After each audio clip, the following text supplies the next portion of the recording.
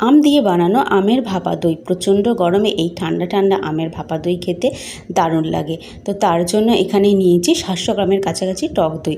একটা কাপড়ের মধ্যে দিয়ে দিচ্ছি, দিয়ে ভালো করে এটাকে মুড়ে রেখে দেবো, যাতে দই থেকে যে জলটা আছে সেটা বেরিয়ে যায়। ভারী কোনো একটা জিনিস এর উপরে চাপিয়ে দেবো, চাপিয়ে দিয়ে 5-6 ঘন্টার জন্য এইভাবে রেখে দেবো। এবার নিয়েছি আম, দুটো পাকা সাইজের দিকে আম নিয়ে নিয়েছি। আমটাকে কেটে আমের পাল্পটা বার করে নেবো, যতটা পাল্প বার করা সম্ভব। একটা বাটির মধ্যে আমের পাল্পটা বার করে নিচ্ছি। আমের পাল্পটা একটা মিক্সি জারের মধ্যে দিয়ে খুব সুন্দরভাবে পেস্ট বানিয়ে নেবো। কোনো কিছু দেবো না, এই আমের পাল্পটা দিয়ে একটু খালি মিক্সিটা ঘুরিয়ে দেবো।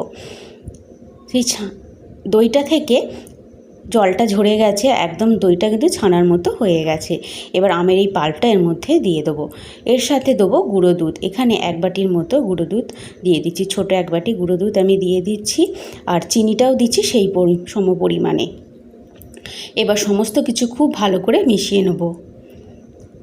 এদিক ওদিক দিয়ে খুব ভালো করে ঘুরিয়ে নিচ্ছি, একদম সুন্দর একটা পেস্ট বানিয়ে নিচ্ছি। তো পেস্টটা আমার বানানো হয়ে গেছে, খুব সুন্দর একটা কালার এসছে। এবার নিচে একটা টিফিন বক্স, তার মধ্যে একটা বাটার পেপার দিয়ে দিচ্ছি, তারপর থেকে একটুখানি ঘি চারদিকটা মাখিয়ে দিচ্ছি টিফিন বক্সের চারদিকটায়। মাখানো হয়ে গেলে এবার এই মিশ্রণটা এর মধ্যে দিয়ে দেবো, দিয়ে খুব ভালো মতো করে এটাকে সেট করে দেবো। আর একটু ট্যাপ ট্যাপ করে দেবো, যাতে এর ওপরের হাওয়াটা বেরিয়ে যায়, কোনো রকমভাবে এর মধ্যে না বাবলস জমে।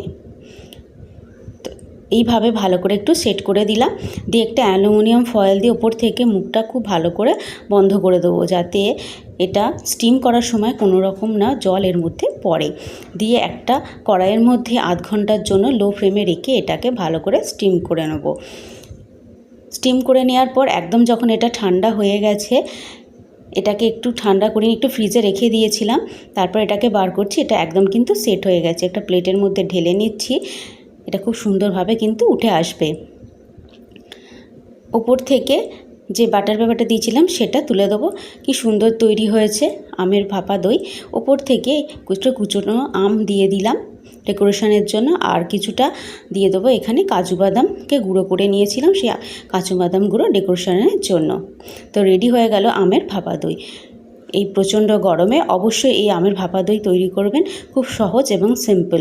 রেসিপিটা ভালো লাগলে অবশ্যই চ্যানেলটা সাবস্ক্রাইব করবেন আরও নিত্য নতুন রেসিপি পাওয়ার জন্য। তো এটাকে আমি কেটে একটুখানি দেখাচ্ছি, কত সুন্দর তৈরি হয়েছে, পুরো আইসক্রিমের মতো, ম্যাঙ্গো আইসক্রিম যেমন আমরা খাই সেই রকম। রেসিপিটা ভালো লাগলে অবশ্যই চ্যানেলটা সাবস্ক্রাইব করবে। ভিডিওটা দেখার জন্য অসংখ্য ধন্যবাদ।